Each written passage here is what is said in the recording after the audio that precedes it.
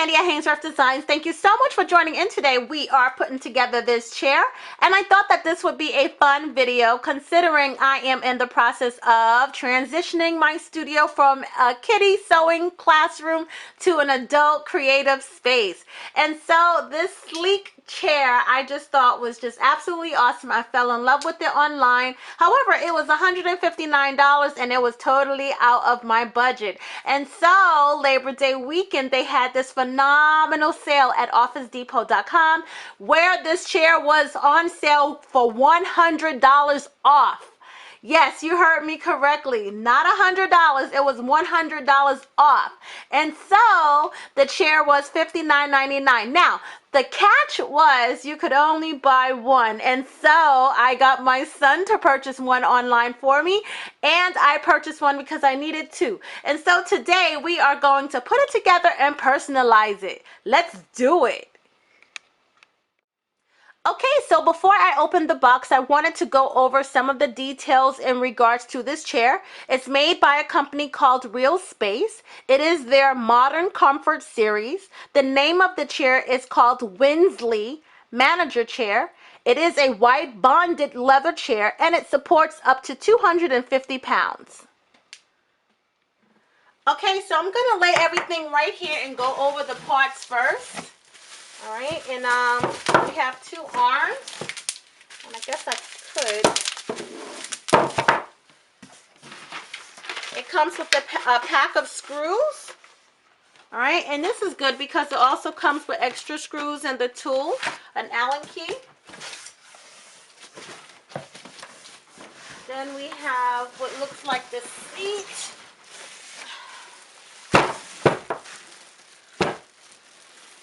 So this is the seat, and then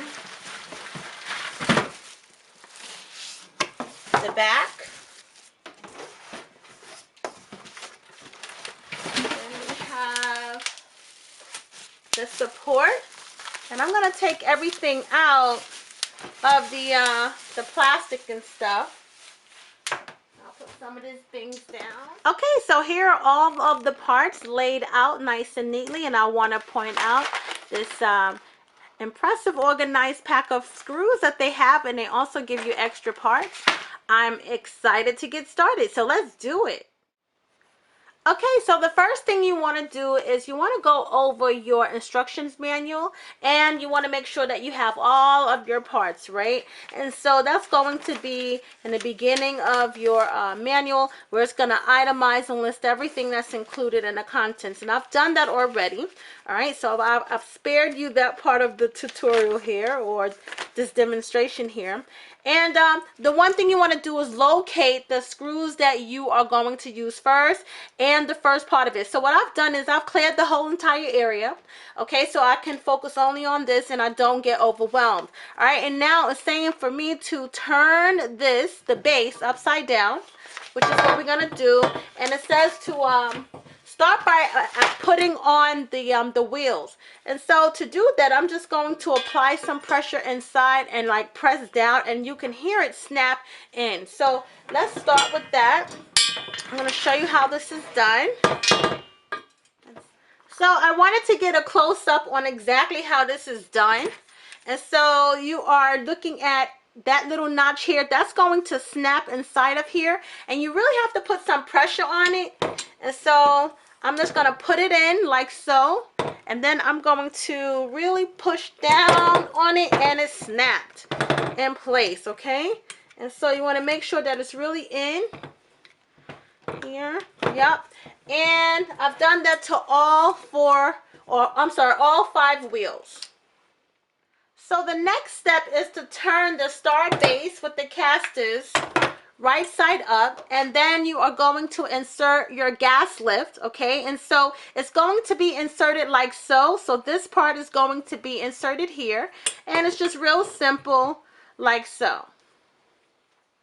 Okay, so now you're going to set your base, your caster star base, or your start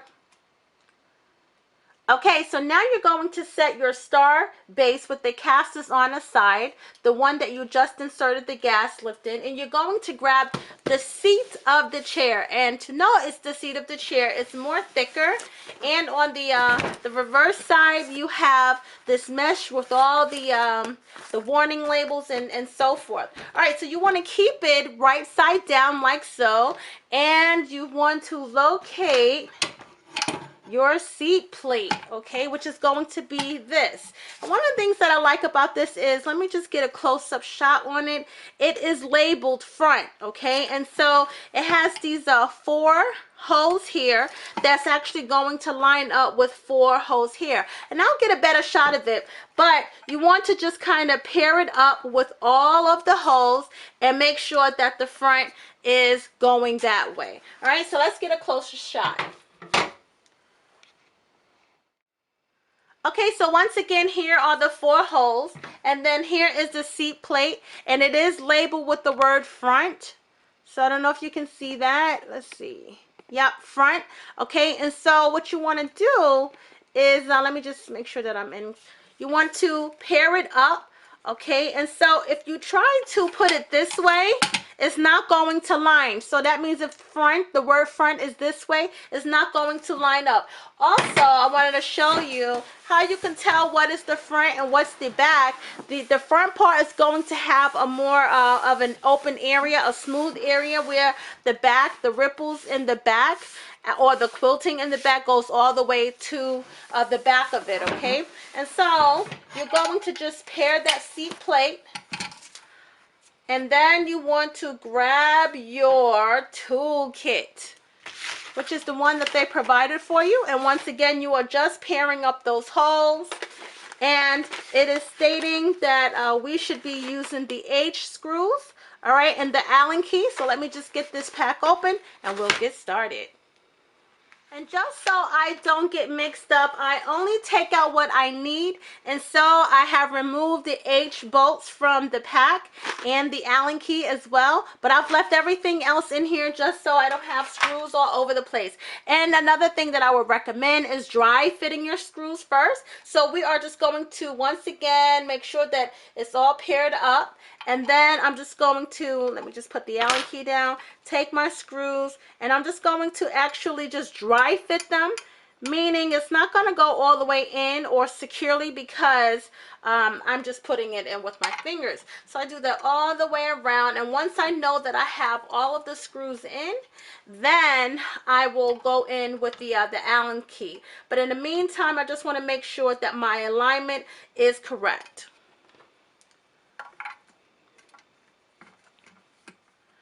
Okay, so I have screwed in all 3 screws, but I have 1 more left. And if you notice, I'm using the long part first, and we're just going to get that screw in there, the bolt in there first. And then what I like to do is, once it's in there, using the longer end of the Allen key, I like to go and reinforce it with the shorter end, just to make sure that we have a nice and snug fit. So I'm switching it over like so, and just tighten it up a little bit more. And I'm going to do that to all 4 bolts. Just make sure that it's really tightened. Okay, so the next step is we're going to attach the seat to the Starcaster base. First, you want to remove this little foam that they have here. And the base, remember the gas lift is going to go inside of here. All right, and so I'm going to set this aside and grab the Starcaster base like so. And I'm going to back this up so you can see exactly what I'm doing here.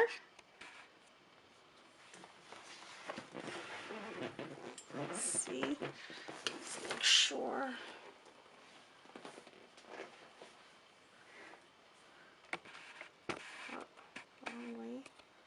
Okay, and so what's going to happen is, this is your gas lift. I'm just going to insert the gas lift inside of that hole. And so I just want to show you again what I'm talking about. And it's that hole here. And so you just want to make sure that it goes in, and it goes in very easy, very easy, very easy, like so. Okay, so I'm going to be applying the back cushion to the chair, and to do that we're going to be using the eye screws. Okay, and so once again you want to take out only what you're going to use, so all of these things are not, you know, rolling all over the place. All right, so take out the eye screws, and now the Allen key is already out. So this is like out 4 at a time. And so this is a little tricky because I did put the other one together and I attempted to put it together upright. You have these little Velcro tabs underneath that you have to lift up. And you may want to use some tape just to kind of pin it down. And I know something fell, but that was just foam. Okay, and so I like to lift it up like so. Can you see that? Lift it up like so, and I like to just kind of tape it just so it's out of my way. So let me just grab a piece of tape. And this is going to help you tremendously if you do this, because these little things kept flopping all over the place. I'm just going to do the other one.